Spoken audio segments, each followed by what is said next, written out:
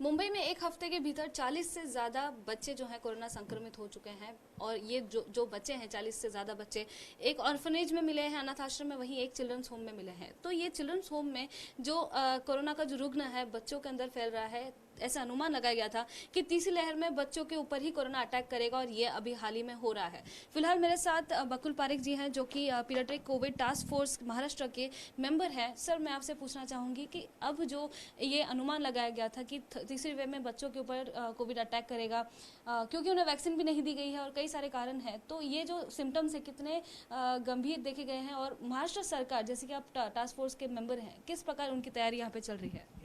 तो जब भी हमने पहली बार मीटिंग की और टास्क फोर्स बना, तो भी ये ख्याल से बना कि पहला वेव में बच्चे लोग ज़्यादा इन्वॉल्व नहीं हुए थे क्योंकि कोई एडल्ट को लगा तो ही बच्चे को लग रहा था। बाद में सेकंड वेव जब भी चालू हुआ तभी एडल्ट्स और बड़े लोग नौकरियों में जाने लगे, बाहर जाने लगे, बच्चे भी अपनी सोसाइटी के कंपाउंड में खेलने के लिए जाने लगे। हालांकि स्कूल्स बंद थी, जिम्नेशियम बंद था, क्लब्स बंद थी, लेकिन नीचे खेल रहे थे बच्चे। तो तभी और प्लस हाउसमेट सबके घर आने लगी सेकेंड वेव के टाइम, तो इसके जरिए बच्चे लोग को वापस कोरोना लगना चालू होने की शक्यता बढ़ी और सही में इंसिडेंस भी थोड़ा सेकेंड वेव के टाइम थोड़ा ज़्यादा था। और थर्ड सेकेंड वेव में हमने ये भी पाया कि कोविड वायरस म्यूटेट हो गया था और इसके वजह से ज़्यादा इन्फेक्टिव हो गया था, तो ज़्यादा लोगों को जल्दी जल्दी पकड़ने लगा था। हालांकि सीरियसनेस कम थी लेकिन इन्वॉल्वमेंट ज़्यादा थी। और तीसरी बात, सबसे बड़ी और अच्छी बात हमारे लिए ये थी कि बच्चे लोगों में ऑलमोस्ट 95% ऑफ द केसेस में या तो माइल्ड डिजीज था या तो एसिम्प्टोमेटिक डिजीज था।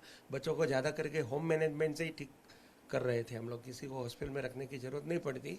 हालांकि 0.1% केसेस में मिस-सी यानी मल्टी इन्फ्लेमेटरी सिस्टमिक डिसऑर्डर्स हुआ तो ऐसे बच्चे लोगों को कभी कभी एडमिट करना पड़ता था, but there was no mortality at all, no death at all. So बच्चे लोग वही हिसाब से बहुत ही कंफर्टेबल और सेफ है।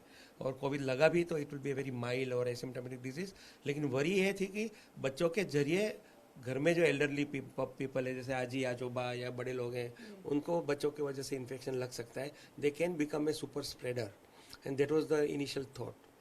बट अभी हम लोग ने देखा कि जो अभी लास्ट सर्वे हुआ महाराष्ट्र में या इंडिया में, तो जितने एडल्ट इन्वॉल्व हो गए सीरो पॉजिटिविटी में 65 to 70%, उतने ही बच्चे भी 65 to 75% हुए।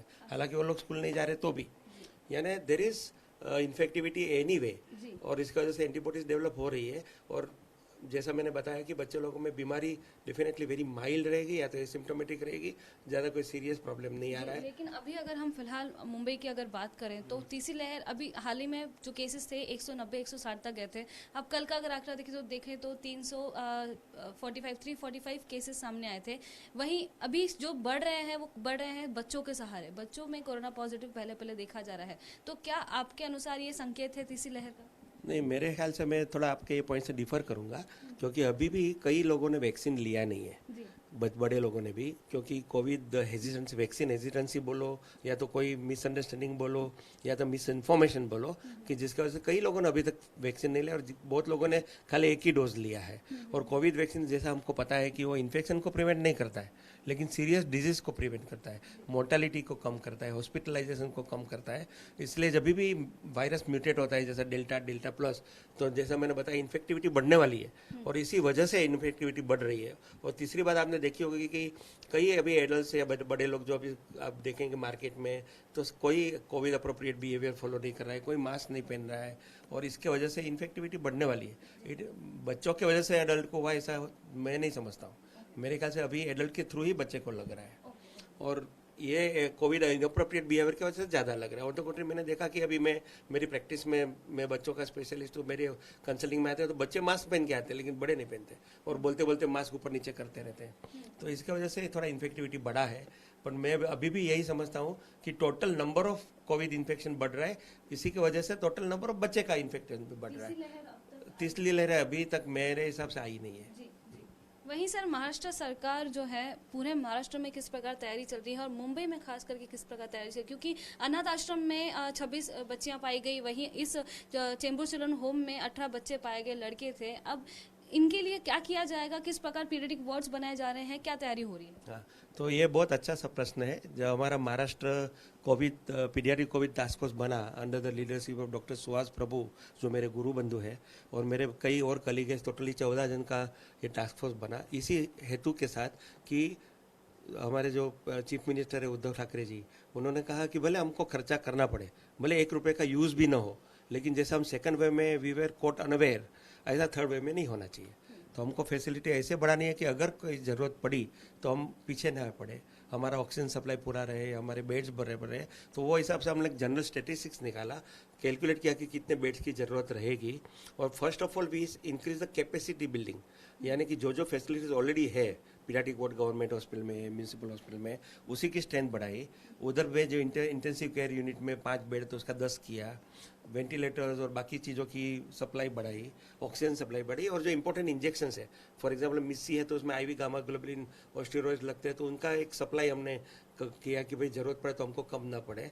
और डॉक्टर्स जितने भी फैमिली फिजिशियंस है, जितने भी हेल्थ केयर वर्कर्स है, आंगनवाड़ी वर्कर्स है, उनकी भी हमने ट्रेनिंग मॉड्यूल बनाए हैं और उनको ट्रेन किया कि कैसे रेड फ्लैग साइंस पकड़ी जाए, यानी जल्दी से पकड़े तो माइल्ड में से मॉडरेट और मॉडरेट में सीवियर कंडीशन में न जाए, और टाइमली इंटरवेंशन करने से बच्चों को कॉम्प्लिकेशन न बढ़े। तो ये हमारा फर्स्ट स्टेप था। सेकंड स्टेप था कि जैसा मैंने बताया कि number of beds, number of doctors की अवेलेबिलिटी, नंबर ऑफ इंजेक्शन और मेडिसिन की अवेलेबिलिटी बढ़ाई है हमने। और तीसरा, हमने स्कूल टीचर और जो बाकी के जो सोशल वर्कर्स है या कॉमन पब्लिक है, उसके लिए भी हमने एक ट्रेनिंग प्रोग्राम बनाया जो एकदम सिंपल पिक्चर्स, यानी ज़्यादा थियरी नहीं, तो क्या करना है, और फोटोज और वीडियोस के जरिए कि जैसे वो समझे, और वो हिसाब से हमने तैयारी। आखिरी सवाल पूछना चाहूँगी, मुंबई में कितने पीरियडिक वार्ड्स फिलहाल रेडी हैं? अगर कोई ऐसी आपदा आती है, अभी 40 से ज़्यादा है, इससे ज़्यादा अगर भगवान ना चाहे हो, लेकिन इसके बाद अगर केसेस फिर से बढ़ते हैं तो किस प्रकार, कहाँ पीरियडिक वार्ड्स अभी स्थापित? तो अभी जितनी भी मैं बोला वैसे म्यूनसिपल कॉलेजेस और गवर्नमेंट कॉलेज और इंस्टीट्यूट्स है, वो सबकी वहाँ पे स्ट्रेंथ बढ़ाई गई है। And I am sure we have enough number of beds if there is a third wave anyway, we are ready to tackle nicely and successfully. और आपका जो सवाल था कि ये जो चाइल्ड मानखुद में या जो भी आपका जो सेंटर्स है, ऑर्फनेज है, जिसमें आपने पाया, उसकी पॉसिबिलिटी एक ही है कि जहाँ पे जो स्टाफ काम कर रहा है उसमें से किसी ने शायद वैक्सीन न लिया हो, या तो उसमें से किसी को कोविड लगा होगा और उसकी वजह से इन्फेक्टिविटी बच्चों में लग गई, क्योंकि they are in one particular point, they are the target population which can not go away, और एक से दूसरे को फिर लगता है। बाकी मेरे ख्याल से अभी तक इतना फास्ट स्प्रेड हुआ नहीं है।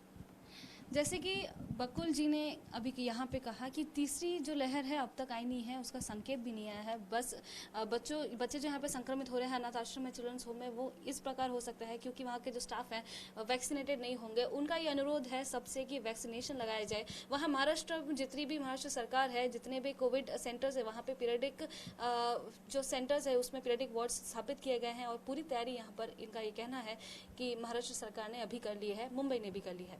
कैमरा पर्सन योगेंद्र गुप्ता के साथ मैं लता शर्मा, एबीपी न्यूज़, मुंबई।